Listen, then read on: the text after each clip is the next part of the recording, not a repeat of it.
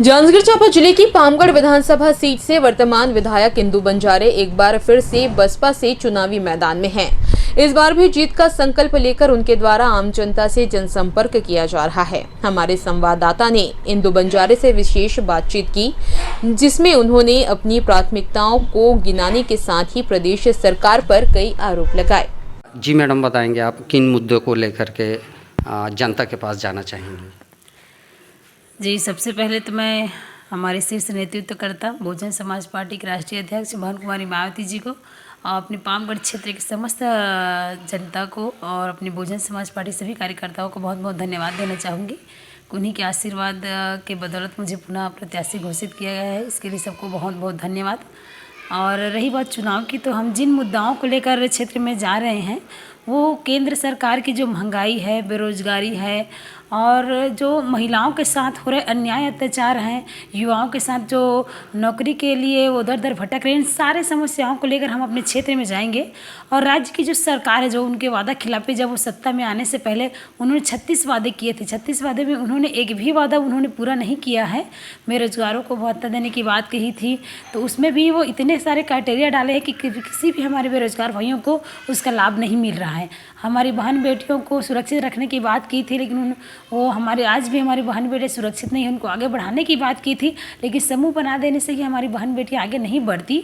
उनके लिए एक स्वरोजगार होना चाहिए जिससे वो आगे बढ़ सके। हमारे किसान भाइयों को जिस तरह से वो भीख की तरह किस्त किस्त में पेंशन उनकी जो राशि है उनको दे रहे हैं, और जो हमारे युवाएं हैं उनको नौकरी देने की बात कही थी, हमारे वृद्धजनों को पेंशन की बढ़ाने की बात कही थी। तो ये सारे मुद्दे हैं, हम क्षेत्र में इन सारे मुद्दों को लेकर जाएंगे।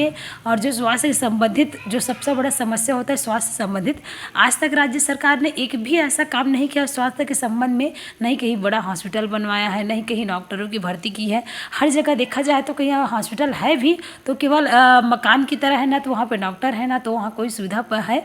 और नहीं अपने पामगढ़ में तो खासकर क्योंकि ये गरीब तबके के लोग हैं, किसान वर्ग के लोग हैं, जहाँ पे इतनी क्षमता नहीं होती कि वो अपने इलाज के लिए बड़े हॉस्पिटलों में जा सके, तो उनको काफ़ी सारे समस्याओं का सामना करना पड़ता है स्वास्थ्य के संबंध में।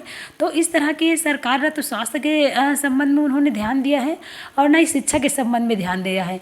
आत्मानंद खोले हैं, लेकिन आत्मानंद खोलने के साथ साथ में जो सुविधा होनी चाहिए, पुरानी बिल्डिंग को ही आत्मानंद बना दिए हैं, उस पर हमारे बच्चों को जिस तरह से शिक्षा मिलनी चाहिए उस तरह शिक्षा नहीं मिल रही है। तो शिक्षा के क्षेत्र में काफ़ी सरकार कुछ भी काम नहीं करे, काफ़ी पिछड़ रही है।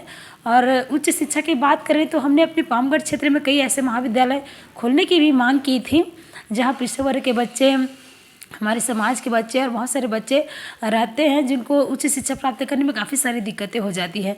और गरीबी स्थिति होने के कारण वो उच्च शिक्षा प्राप्त नहीं कर पाते। तो गवर्नमेंट अगर हाई स्कूल अपना महाविद्यालय खुल जाता है तो हमारे बच्चों को शिक्षा प्राप्त करने में काफ़ी सहूलियत हो जाती है। तो इन सारे मुद्दों को लेकर हम क्षेत्र में जाएंगे और क्षेत्र से मांग करेंगे, निवेदन करेंगे कि वो पुनः अपने पामगढ़ में बहुजन समाज पार्टी के हाथी के निशान को स्थापित करें, ताकि हम उनके मान सम्मान और हक अधिकार की रक्षा कर सकें।